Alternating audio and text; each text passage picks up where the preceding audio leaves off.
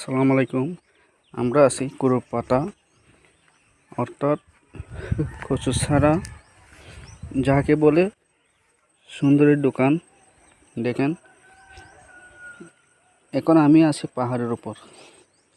পাহাড়ের নিচে খাল, ছোট ছোট ঝিরি, এখানে এখানে পানি আছেন। দেখেন, আমি একটু আপনাদেরকে দেখানোর চেষ্টা করব। এই যে দেখেন, এই যে একটা রাস্তা পাহাড়ের, অর্থাৎ সিঁড়ি। এই সিঁড়ি দিয়ে নামতে হবে, উঠতে হবে। দেখেন কত বড় বড় পাহাড় এখানে আছেন। এবং এদিকে মানুষেরা পাহাড়ে বসবাস করেন।